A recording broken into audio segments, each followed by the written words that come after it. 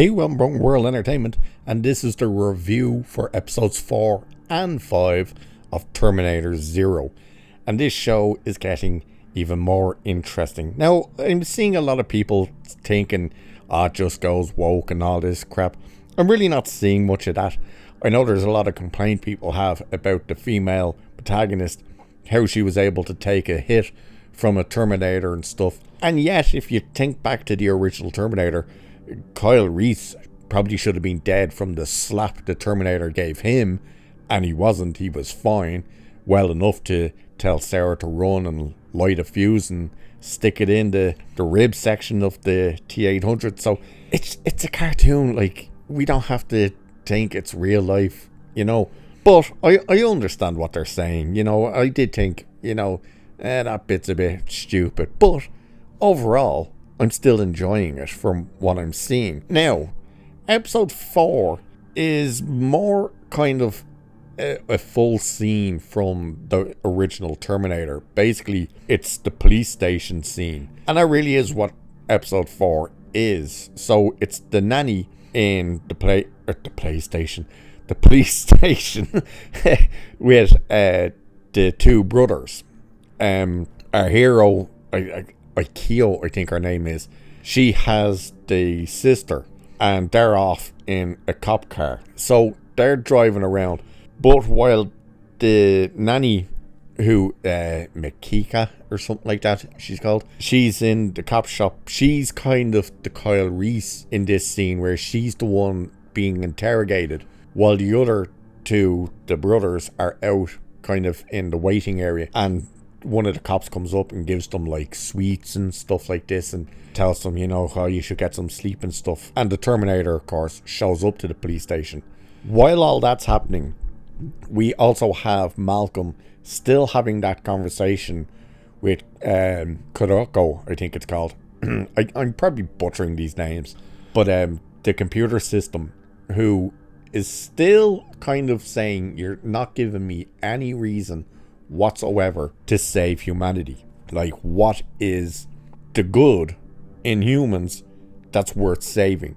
And he's still struggling to come up with an answer. Now, the interesting thing with this episode as well is you're really seeing how much of his work consumes him, even over his family. So the daughter, with our so-called hero, are doing everything they can to try and get in contact with him. Now, his specific instructions to his staff is not to interrupt him, but his secretary, he's phoning into him. So he eventually answers this call, and it's like, what is it? I've told you not to interrupt me. And she's like, it's your daughter online. She sounds in a panic, and she says it's urgent, it's an emergency. And he refuses to take the call. He hangs up on them, and they keep phoning back, and he will not take the call.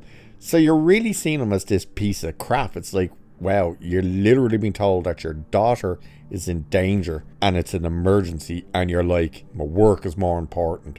And ultimately, the funny thing is, his work kind of is more important. So while that's happening, the daughter is with our hero, and you kind of get a T2 moment when they're in Skynet, with Miles Dyson, and the chopper comes down and is looking in at them. You get a scene like that. But the cops burst in and they arrest our hero because they believe she killed the cop that the Terminator killed. So she gets arrested, and they think they've saved the kid, that the kid was kidnapped by her. While all that's happening, then we go back to the cop shop, and the Terminator does show up and just wrecks shop.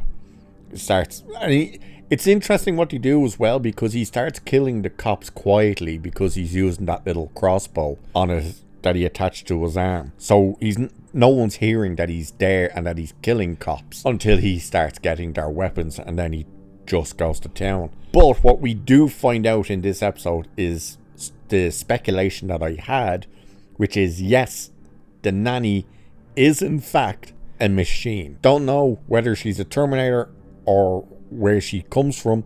She doesn't even know. And the way we find out is the Terminator grabs her by the throat, lifts her up. The cop jumps on his back. You think he kills the cop. He doesn't, but he does get him off. The Terminator then grabs the nanny's arm. This is what you saw in the trailer. The woman whose arm gets ripped off. It's her arm that gets ripped off and exposes the mechanics underneath. So he starts scanning her and realizes, and even says model unknown and stuff, and that the assessment of risk level towards him from her is high. So he's going to try and take her out, but the cop is still alive and manages to distract him long enough that they can get away.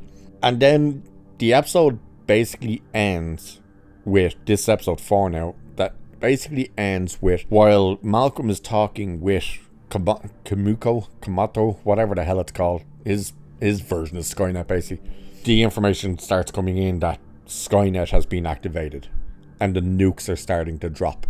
And we see it. It's not like, oh, is he dreaming? No, the nukes have been launched. They've started to drop. And the only real option now that he has is to activate his AI system. He has to. There's no, I can't trust it or anything. He has no option now. He has to activate it. So he does. And that's where that episode ends. So it's interesting because we get to see how much of his work is important, but also how much it makes him a horrible father while the kids are out there being hunted by this thing. And that we do discover the nanny is in fact a machine, a cyborg herself, but she like has no knowledge of where she comes from and all this.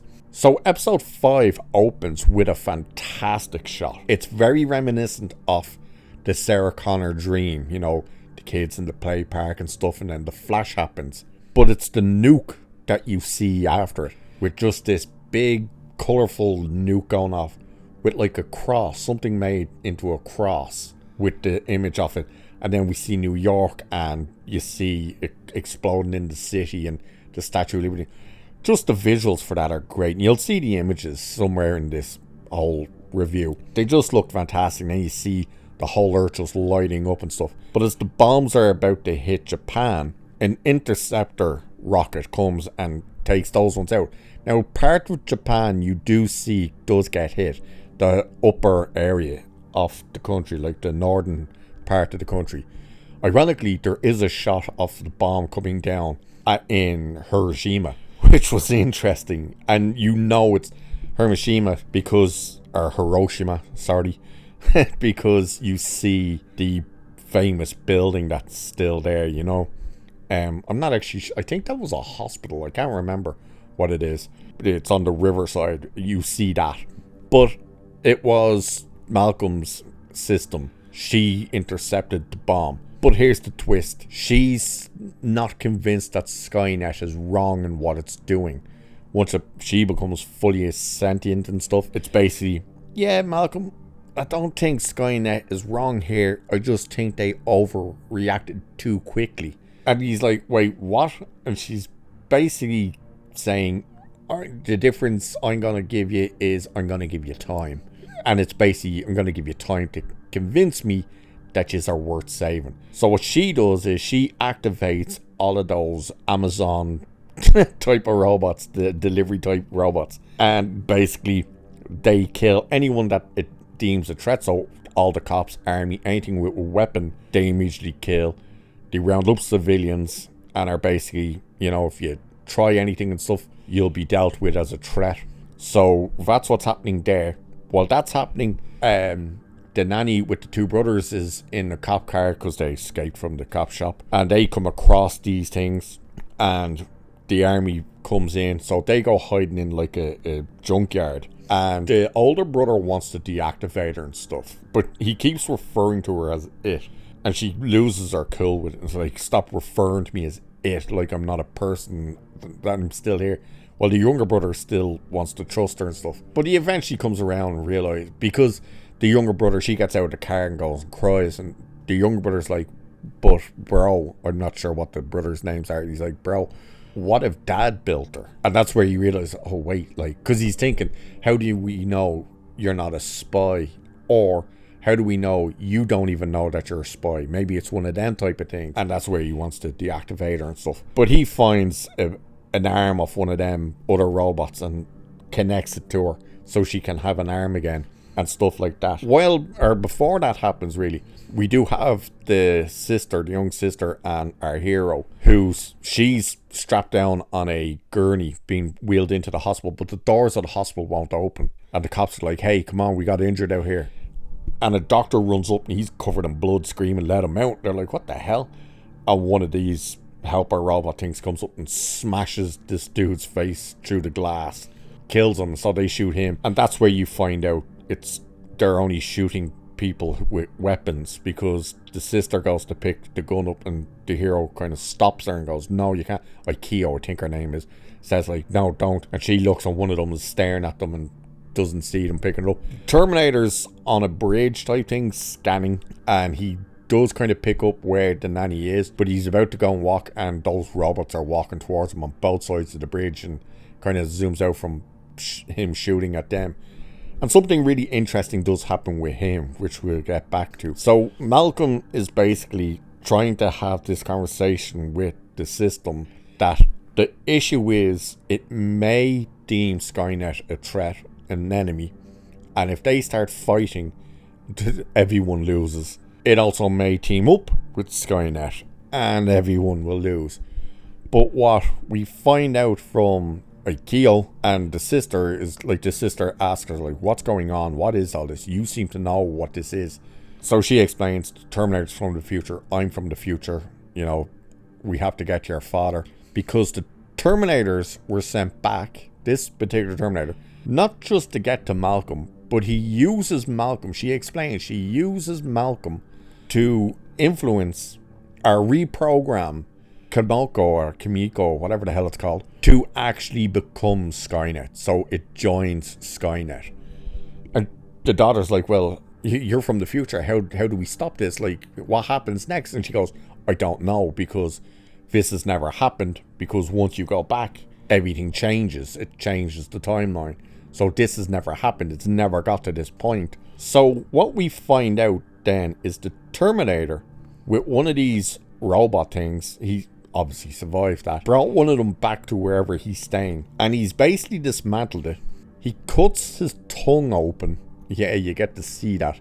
And there's almost like a USB port in his tongue, which he connects up to, which downloads the information from these helper robot type things. I can't remember what they're called. They are called something, but I can't remember what the hell they're called.